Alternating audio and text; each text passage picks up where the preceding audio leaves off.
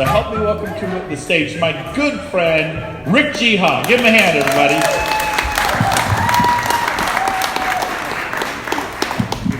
Do we have right here, like a couple. All right.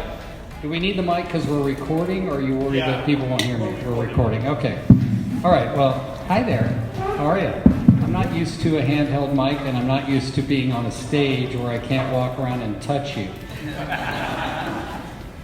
And I touch men also, so it's not weird. Yeah.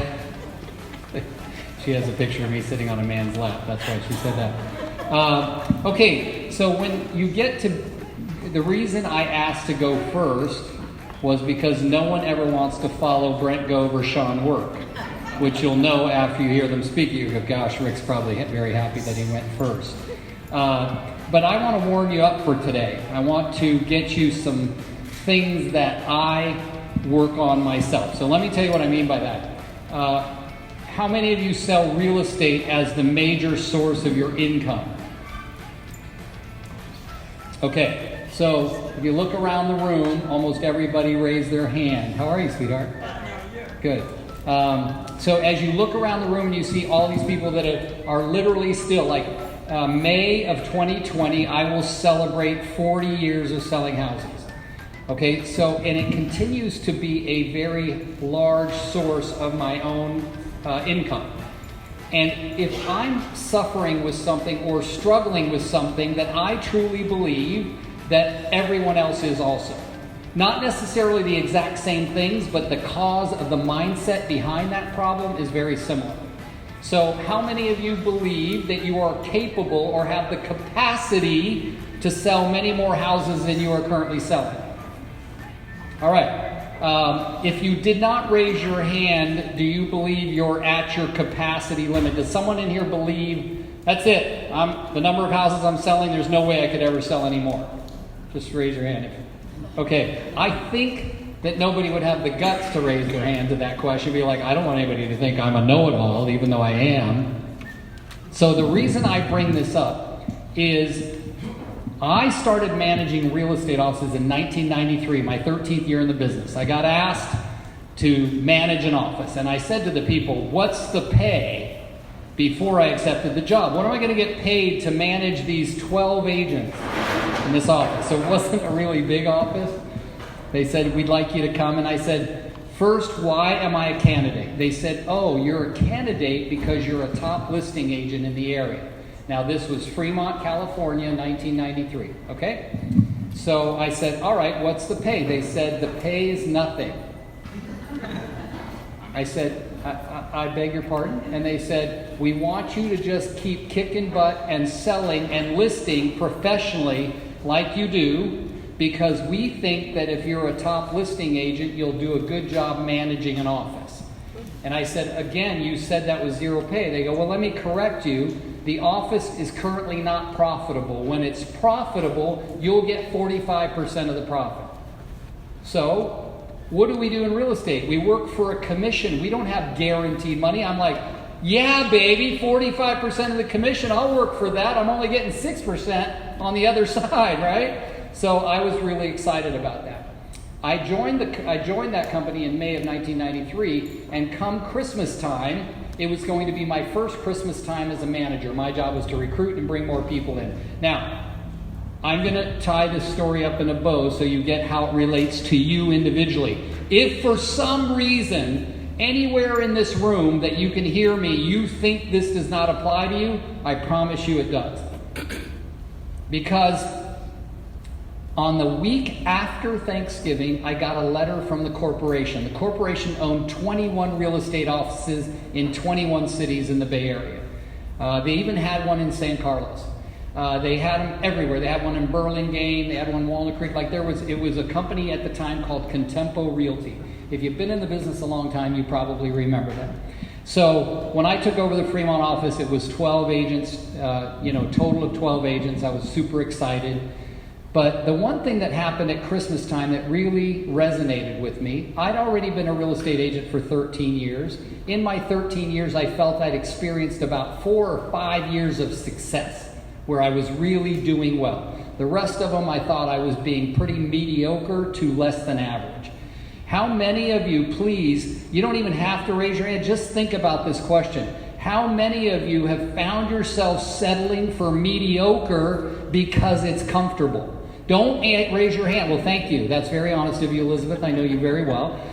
But I don't want you to be raising your hand there. I want you to be thinking that when we got our real estate license, how many of you can remember that? Because like in 1980, when I got my real estate license, they delivered it to you on a pony, all right? How many of you can remember the day or the moment that you heard? I think now, don't you hear instantly? Who took it recently? How long you been licensed? When? Which was when? Oh my God, give her a big round of applause.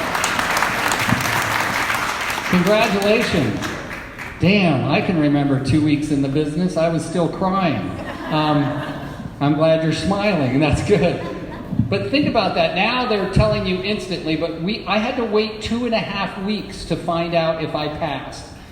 Okay? But when you think about that moment when you passed, what's your first name, sweetheart? Sharon? Oh, I like that. Okay. How old are you? Like 19? 40. Oh, are you? Damn, you look young. I thought you were like 20.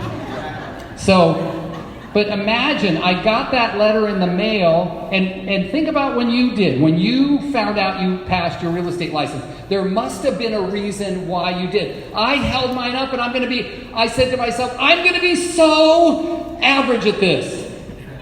Did anybody actually ever do that? No one does that. You get your real estate license and you go, I'm going to be so freaking good at this. I had 80 relatives before me that were already real estate agents. 80. In a 30-mile radius. Family referrals were out the freaking window. Like you said, oh, do you need me to help you buy or sell a house? Hello, my brother is a realtor. My cousin is a realtor. I know, they're my cousins too. I remember a buddy calling me, said, I called him, we were talking, and I said, oh, I heard you were thinking about selling your house. He goes, yeah, I hired your cousin, I'm sorry. I go, well, that narrows it down to 100. Who did you actually hire to sell your house? Because I had so many, to this day, I have 51 licensed relatives in Alameda and Contra Costa County. 51! So I was not dependent on family referrals. But why do I tell you that story? I tell you that story because December rolls around. Right before December, the corporation sends out a letter that says, hey, we want you to pass this out to all your agents. It's a list called the 10 best reasons to list your home around the holidays. Because why? They had an experience that the last 2 months of the year, get this, now, in the meantime, since then, since 1993, I've owned 9 Keller Williams Realty offices. Brent was getting there. He said 5, 6, 7. He meant to get to 9. But I've actually owned 9 Keller Williams Realty franchises in the past. And I know for a fact the statistics that run around real estate offices worldwide, that is, January and November are the worst 2 months of the year for real estate office ownership. So if it's horrible for real estate office ownership, what do you think it is for real estate agents? How do real estate offices run? They use the commission coming from the agents. They take a portion of it, and that's how they keep the doors open. If November is horrible, what does that tell you when there was a slowdown? Well, I'll tell you, the slowdown came in late August and September when everybody was going on vacations, getting their kids back in school, and everything slowed down, so November was a horrible month. And if January is the second most horrible month, that means after Halloween, nobody was doing a damn thing except getting ready for the holidays. So it is very important for me as a guy who's been coaching real estate agents now for 30 years. I still coach top teams. I coach people who own real estate offices. I coach 6 RE/MAX franchisees, 4 Exit Realty franchisees, 2 Berkshire Hathaway franchisees. Anybody that owns a real estate office, they're usually sent to me to coach them on how to build a team and a real estate office. So as I look back at that first December to be a manager of a real estate office, I get this letter and I'm thinking, oh, this will help my agents be more productive.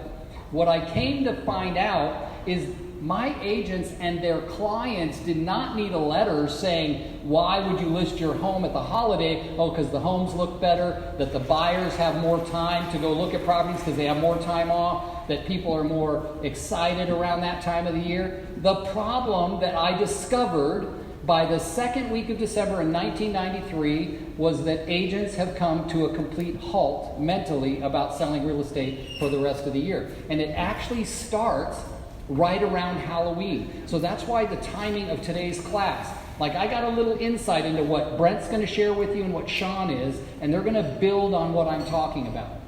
So what I started to discover was that a business planning class sometime between September and November is the best thing for everyone's business. Not once, in other words, in all of my years, I started going to business planning classes every single year myself. Now, I'll be honest with you, I didn't really start doing that till about 1995. That was my 15th year in the business. I'm about to hit 40. So for the last 25 years, there's never been a year that I didn't go do a business plan for my business for the following year. But let me ask you, have you ever pondered for a minute why we do business planning between September and November and not just plan it like the last week between Christmas and New Year's?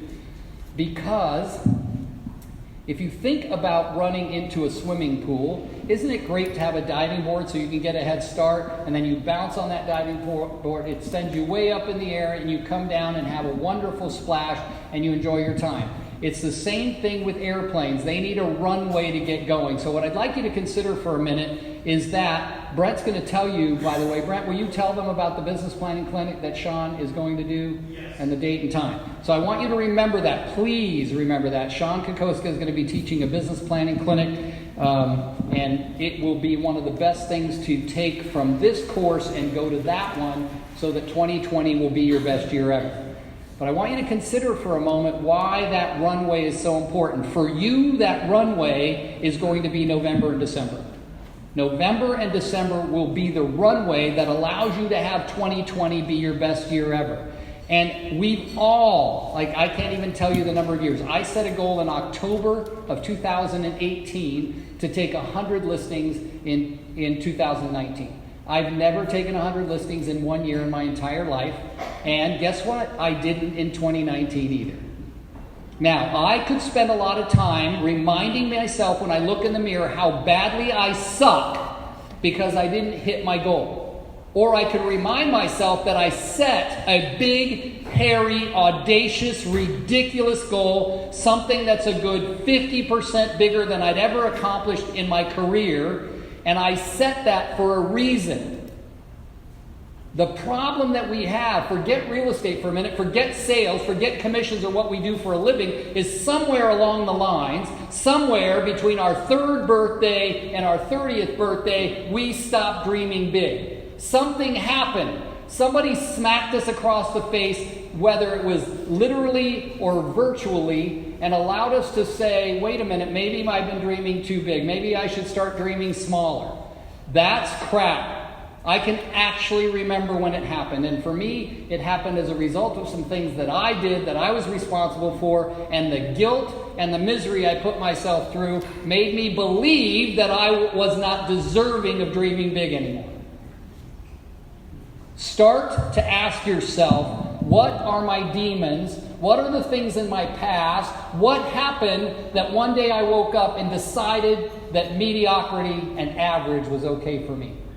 I'm not asking you to admit that that is what happened for you. I'm speaking from me, from that I know there was a point in time when I started believing that it was okay to be average and mediocre in my business. We all are amazing, no matter our past. Our past is exactly that, our past, and it's perfect. Why is our past perfect? You know, I have a friend, a very, very close friend, that 2 years ago this next Monday, lost her 31-year-old son. My wife was with her in Los Angeles the morning they got the call. She was with the mom. I was with the dad sharing a hotel room in Utah for a coaching clinic, which I'm leaving to this afternoon. 2 years ago this month. Phone rang at 4:30 in the morning in our hotel room in Utah. I had to wake him up to take the call. It was his phone. There was nothing more devastating to me than to watch my best friend, my best male friend in the world, crumble onto his knees while he heard the news that his only son, 31 years old, had just died in Santa Cruz, California. And you might say, well, why are you bringing that up? I'm bringing that up because the past is always perfect. Here they are 2 years later. They both, the husband and wife, both have tattoos on their arms reminding them of their son. And they've developed this amazing foundation, starting with the art that their son did before he passed away. And they did all of that, and they look at their life saying, my son lived for a reason. The past is perfect, ladies and gentlemen. I've made some horrible mistakes. But they were mistakes that I made, and I made them over and over again. Remember, the first time it's a mistake, ladies and gentlemen. The second time, it's a choice. If you're making the same mistakes more than once, you're choosing that. You already had the punishment and the agony of what happened the first time that mistake came. Didn't you? You don't have to nod one way or the other. Remember, I'm talking to me. That's why I'm yelling. So you think about that we all went through these things and then we made those same decisions over and over again. We go, well, it sucked the first time. Let's see how it works the second time. Oh, it sucks more the second time. But these are decisions that we make, not thinking about them, but saying it's where it's comfortable. It's what I know I can fall back to. So I started all of this with the story about December. I remember it was the second Tuesday of December. We're still a good 14 days from Christmas. I had my office meetings every Tuesday. We usually had, by this time I had 40 or so agents in the office, and I remember that usually we'd get 20 to 25 of the agents to the office meeting. And this office meeting, I remember like 13 agents showed up. I'm like, what the heck? I look at the staff, I go, what's going on? Is everybody sick? And I asked the people that were there, I go, what do you think everybody else is? They go, well, it's the holidays, Rick. I'm like, it's December 13th. There's one day, it's called Christmas Day. The rest is choices. Right? But here's what happens. I want you to picture this for a minute. How many of you in the past or now are involved with a really big office where there's a lot of camaraderie? Anybody? Okay. So I get to tell you what happens is that we start to, it's really cool because we'll come into an office on a day in the holiday season, which is before Thanksgiving or before Christmas, and say, today's a work day. And you get to the office and someone says, did you remember there's a potluck today? And you go, no. Yeah, it's the Thanksgiving potluck. Oh, I didn't bring anything. I'll run down to Safeway and get some potato salad. So they go, now they're leaving work during lead generation time to go get some potato salad from freaking Safeway. And then, now they're not serving alcohol because the broker is concerned about liability, but they all start enjoying you smiled, sir, that tells me a story that you've had some alcohol at a potluck before. But they're all enjoying themselves at the potluck, and then guess what? They start going, so what are you going to do after this? Oh, you know what? It was going to be a regular work day, but let's just go grab a drink. What do you think? Now that person gets home that night, and his wife says, how was your day? And it was great! I got to work, I went and picked up some potato salad, we had potluck, and then we had some cocktails. What happened after that? Oh, I came home. Where'd the freaking workday go? Ladies and gentlemen, if you start planning your next year, and I'm going to show you a couple of secrets. Rob, who's got the timer so that I don't overdo it? Just keep going. Okay. So I'm going to give you some tips on how to plan out next year. And these tips will not keep you from going to the business planning clinic, because the business planning clinic is how to plan your business. I'm going to talk to you how to look at next year. But what I want you to think about for a minute is how many times that happens. How many times between Halloween and January 3rd do you start out to have a business day and it ends up being a shopping day or a potluck day or let's all go have a cocktail day?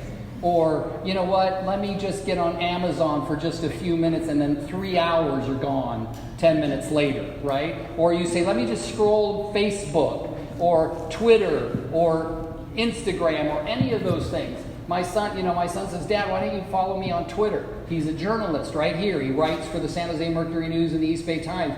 He said, just follow me on Twitter. And then all of a sudden he shows me how to follow Twitter. And I'm like, There's a lot of nonsense on here that captures my attention for a brief moment, and then it takes me away from the things that I want for my life. That I want. My brother is a producer in Hollywood. Hollywood people are politically natured. Do you know this?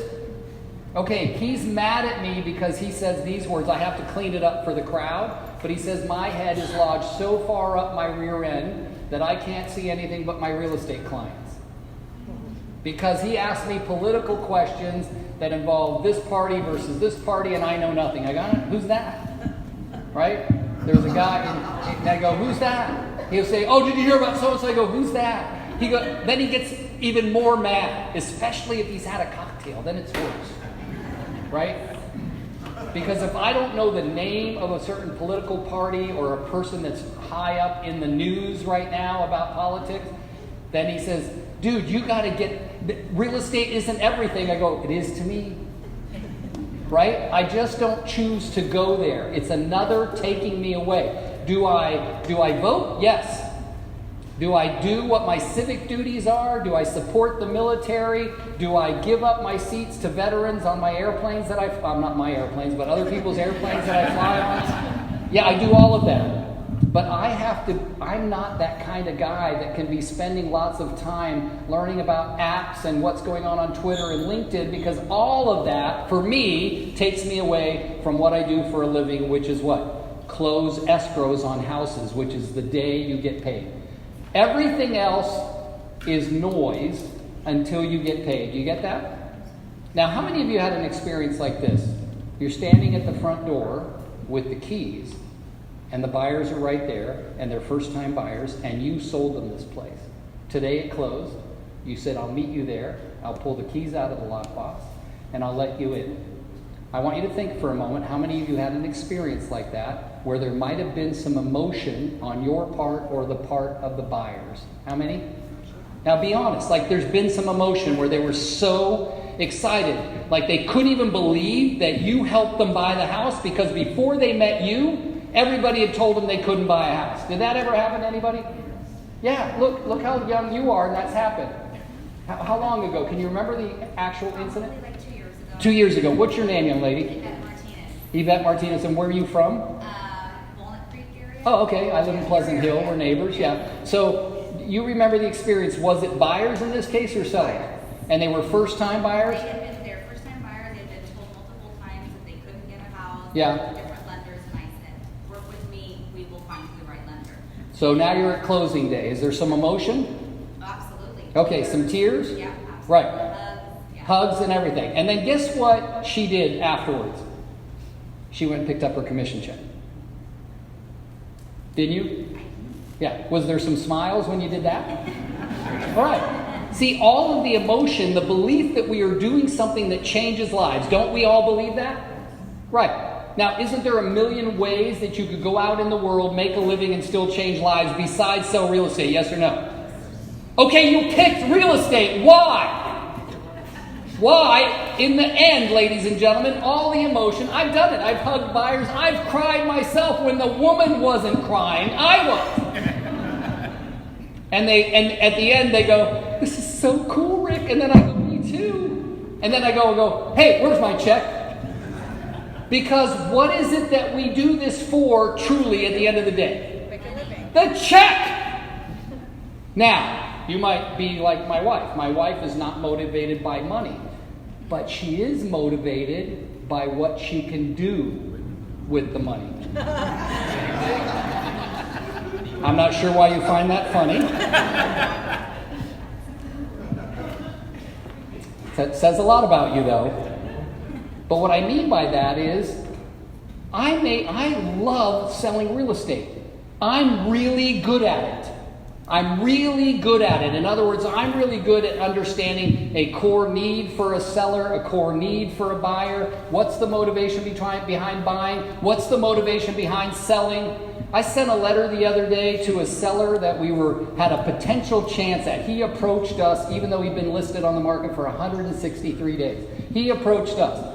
I sent him a letter, and I said, I could not be sending this letter unless you approached us because you are currently listed with someone else. I said that in the letter because I wanted to make sure it was all clean and, I was on the up and up, that I wasn't trying to solicit someone else's client. But he asked all these questions about, well, I've never heard of your company, and all of these things. And I went through, I researched all the times he'd been on the market. He'd been on and off the market since 2009. Okay? $3 million house in Fremont. Researched all of that and sent it back to him. And one of the things that we said in there was that you need to have a customized plan that is built on why you're selling your house in the first place, and then we go from there. Those are the things that really count for these people. But at the end of the day, no matter what I know and how to communicate it, it all is leading to me getting paid. But the problem with most of us is we've all heard someone talk about, what's your big why? Excuse me? What's your big why?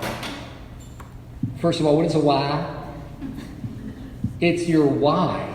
Why is it that you do this? Oh, I got that. I do it for the money. No. What are you going to do with the money? Pay my bills? No, after the bills. It starts, this whole why thing, ladies and gentlemen. Rob, aren't you glad we put that up there? Yeah. The whole why thing is about truly, get this, write this down if you don't know it. When money and time is no longer an object, write that down. When money or time is no longer an object, what will I be doing? Okay, I'm going to say this next question, and I know you're going to think it's funny, but it's not. What is the one thing outside of work and sex that when you're doing it, you're in heaven?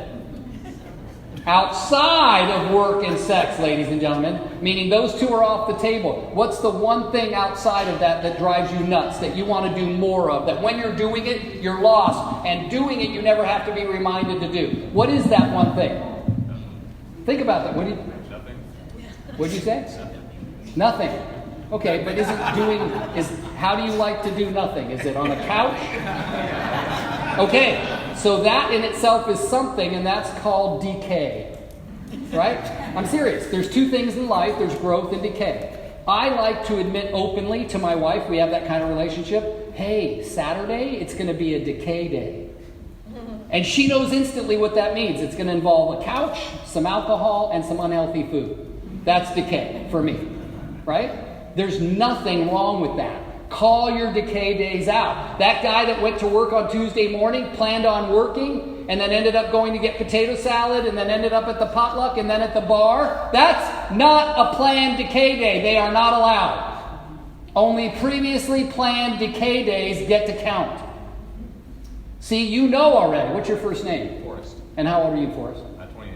28, yeah. These shoes are more than that. Okay, so I'm kidding. I only got these 27 years ago. I love it. Now, your point is so well taken. I'm so glad you gave me that. He said nothing. I want to just decay. I want to relax. But ladies and gentlemen, remember this about your life and your business. Don't ever let Rick Geha hear you say, oh, my life, it's stagnant right now. Everything's even. It's all good. It's just staying nice and level. There's no such thing. Your life is either growing or decaying. Your business is either growing or decaying. And all of whether your decisions around how that's going to look is coming from things in the past that you've decided about yourself. I know that's a little deep, but we've all decided something that is less than about ourselves based on our past. Our parents didn't mean to instill in us that we sucked. Our parents didn't mean to instill in us that you should be taking care of everyone else and not yourself. Do you know that I'm 100% Lebanese? And if I look around the room, I know I have a very close friend who's my business partner, Denise, right there. She's 100% Vietnamese. Tez, my good friend, is 100% Filipino, correct? Right? So I have a lot of people that are 100% in my life of something. And the one thing I've noticed is that all of our cultures in those people that are 100% is the same. We were raised to take care of others, but no one, I've asked a million people, can you remember a time when your parents said, don't take care of yourself? And they always go, no, I never remember my parents saying that. I go, do you remember a time where your parents said, take care of yourself? And they say, no. I go, do you remember a time where your parents said, please take care of others? And everybody raised their hand. Everybody. Help others, take care of others. That's why we're here, ladies and gentlemen, because we truly believe that by doing our job, we're going to get paid to pay our bills and make our living, and we're also going to be helping others. But I've got to remind you that all of the stuff you're going to learn today from Brent and Sean will be so much more effective if you will remember that if your true goal is to change lives and help other people, you can do so much more of that if you will help yourself get what you want first. Now, you know what people call that? They randomly call it selfish, but they don't know your life. Only you do. You don't know my life. Had somebody call me the other day. In fact, look on my Facebook page, because in the next couple of days I'm going to do a Facebook Live about something called My Life. Because people look at I rarely do a post. Most of the posts on my Facebook page come from my wife, and we call them lifestyle posts. Lifestyle posts, you're not going to hear about my freaking bunion. All right? You're not going to hear that I might have to have hip surgery. You're not going to hear about issues. You're only going to see amazing parts of my life. And it never fails. The people that don't know me intimately and permanently or personally on a very high level will always say, gosh, Rick, you're just always traveling to the most amazing places. You have the most amazing life. You seem so in love with your amazing wife. All of these things. Right? My wife and I struggled and fought for 6 years and saw a therapist for 2 years to decide if we were going to break up forever or get married. But no one sees that on Facebook. But the reason I bring up that point is your life is your life. Own it. You don't want someone else's. Believe me. I've seen someone else's. I don't want other people's lives. And nobody wants mine to go, oh, Rick, I'm so impressed. How do you manage to travel so much? On a plane? Remember this. What you focus on expands. Write that down. What you focus on expands. If you're focusing on the fact, I'll give you an example. I had a belief that vacations more than a week long would never be tolerated in the real estate industry. I can remember a very sarcastic text from my ex-wife when I took 3.5 weeks off to go to Chile to support my wife in her business there. I came back with a $1,500 phone bill for those 3 weeks because I did all my coaching, talking to my clients from my regular phone while I was there. But when I walked away from that trip was many years ago, was that I go, why have I always had this belief that I couldn't leave my business for 3 weeks? That's just the crap I told myself. So I want to go back. I want to go back to the story I started with. Why? Because that's what will root us all together. I started with a story that said, we as real estate agents, only I didn't use these words, I'm going to use them now because you get it. We sabotage ourselves to believe that November and December are supposed to be slow. That, ladies and gentlemen, is crap. I'm going to mention a guy named David. That's all I'm going to say his name. He used to be one of my agents when I managed that office in 1993. He's with a large office in Fremont still. David knocks on 10,000 doors every single year between September 1st and January 1st. Let me repeat that. David knocks on 10,000 doors every year between September 1st and January 1st. Do you know what happens for David because of that? Every year, he is one of the top listing agents in Alameda County between January 1st and April 1st. Ladies and gentlemen, no freaking surprise. Because how many people are willing to knock on 10,000 doors between September 1st and January 1st? One. His name's David. The rest of us are going, really? I'd need new shoes. My knuckles would be worn out. Do you get that? When I teach classes and I tell people, I still door knock. They go, wait, 40 years in real estate? You're a speaker, a trainer, a coach? I go, yeah, I still door knock. And one of the greatest things about door knocking in the neighborhoods that I've always door knocked on since my kids were 1 to 3 years old, they're 33 and 30 now, is that every once in a while when I knock on the door and the door opens, every once in a while they go, Rick? Nothing makes me happier. I was telling my little sister last night at dinner that I remember when we were trying to sell my mom's home, it was the worst market. It was horrible. It was 2009 in Fremont. And the number 4 in the Asian world, I hear, is not really good. Well, my parents' address was 4444. It's okay if you have some 4s in it, but when it's 4 4s, that's like a quintupled devil's advocate, right? It's horrible.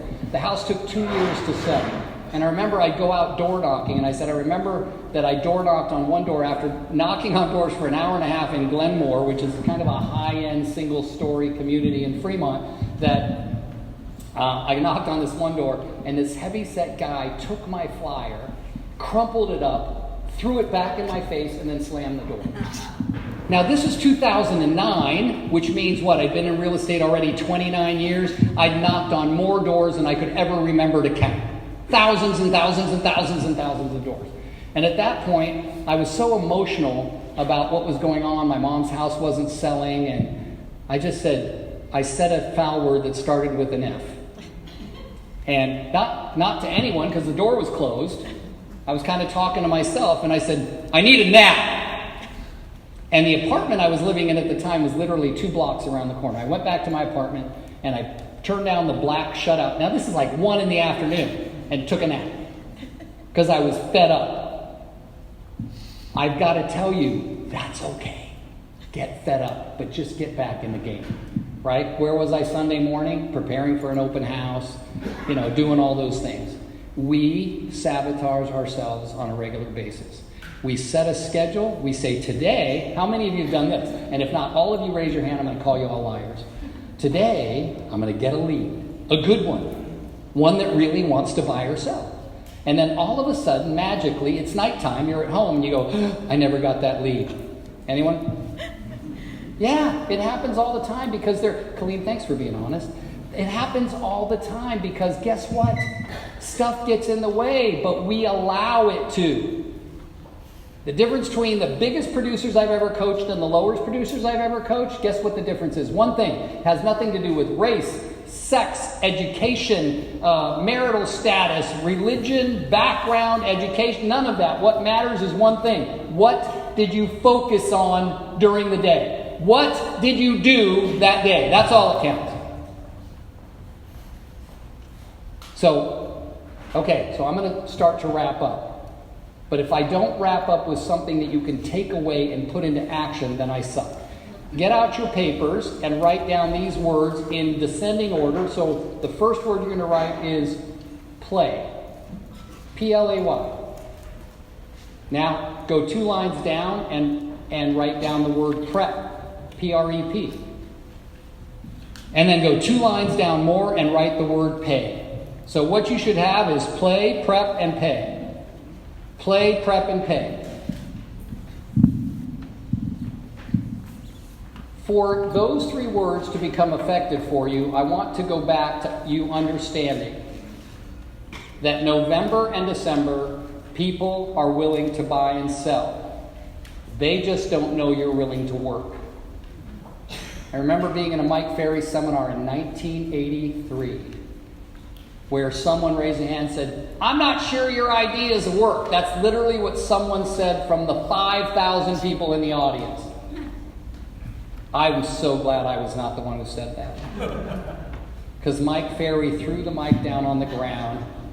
Then he turned this way and went, do you work? That's what he said. Because that poor person who raised his hand and said, do these ideas really work? And he just looked back and said, do you work? And the one thing that we talk about in coaching is this. Everything works, nothing doesn't. Okay? When we say nothing doesn't, we mean if you're sitting around trying to decide what to do, that's doing nothing. You have to move in the direction of your success. There are countless real estate agents based on their behavioral style, ladies and gentlemen, who say, well, I can't do that until I know all of it about that. And that will never happen in the real estate business. I closed 3 transactions last year that the things that happened in the transaction had never happened to me in 39 years of selling houses. Like, I was aghast with disgust over what happened in these transactions. And someone said, well, how often does this happen? I go, I don't know. It's the first one for me. Right? I mean, crazy stuff. Get past your crap and get back to work. There's no mystery that there's a million ways to lead generate. Pick one! If you called me, I would tell you at night between 9 and midnight to scour your relatives' address books, your yearbook, your kids' friends, and start building a database that will run you forever and start calling those people. Halloween. Thanksgiving is the only non-religious amazing holiday that almost everybody celebrates. Call people. Say hi. Talk to them. People say, well, you got a script for that? I go, start with hello! Sorry, man. The brewery lady's going, these people are nuts. Just me. Yeah. So she figured it out quickly. But here's what I want you to think about. Have a conversation with people, ladies and gentlemen. Ask them about their favorite subject, which is what? Them. And let them talk and talk, because if it's not that conversation, by the next one, they'll start asking about you. And then you could say, oh my God, I'm having a blast. I'm selling houses. Hey, thinking of that, do you know of anybody who wants to buy one or sell one? Right? Like, just have a conversation, but make it about them. Now, my point about play, prep, and pay. When you plan out your next year, ladies and gentlemen, there's an old exercise. It's called the 80-20 exercise, or the big rocks exercise. And that is this. Plan out your playtime for next year first. Your vacations, your days off, your time with your kids, your time with your family. Start planning that now. Put it on a big calendar. Every major title company will give you a calendar this big that has a sheet for every month from now, like from October all the way to December of next year. Lay them out on the living room rug. Give your kids or your family, everybody gets a Sharpie, and start marking your days off. When you're done, you're going to be surprised that there's not a lot of days left. Then you got to go to prep. See where it says prep? That's time that you prep to be amazing realtor. So that's your conventions, your classes, your masterminds, time when you sit and strategize. Listen, get a great title rep, get a great home warranty rep, get a great inspection rep. Sit with them and say, how can we all grow our businesses together? I like to schedule 3 hours once a month to do that. Luckily, I have new business partners, Denise and Jennifer, and they really help me. We sit down together and we strategize every Tuesday. Not even just once a month. What can we do so that we can build a better business that is more sustainable? And then the last thing on the list, when you get all those things checked off, you're going to look at those calendars and go, oh my God, where am I going to work? There's not much work time left. That's what the pay is. That's the work days. And then when you have your work day, I travel a lot, ladies and gentlemen. I take between 60 and 70 flights every year.